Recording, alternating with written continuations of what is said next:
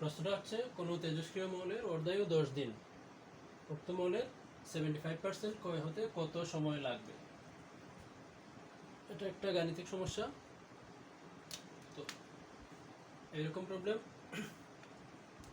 আমরা সমাধান করব 30 সেকেন্ড থেকে 1 মিনিটের মধ্যে।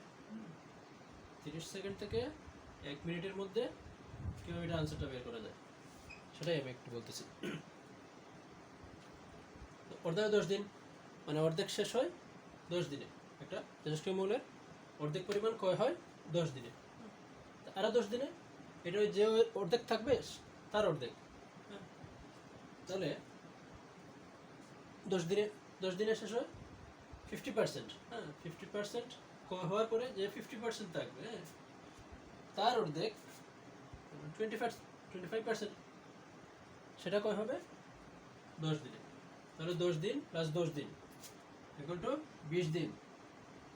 20 দিনে ক্ষয় হবে 50%, 25% মানে 75%।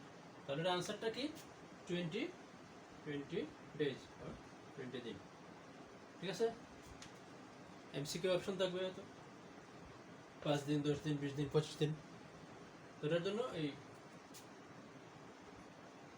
ফর্মুলা বসে ক্যালকুলেটর টিপে সময় নষ্ট করার দরকার নেই, জাস্ট একটু মাথাটা খাটালেই আনসারটা বের করা যাবে। ঠিক আছে, থ্যাংক ইউ।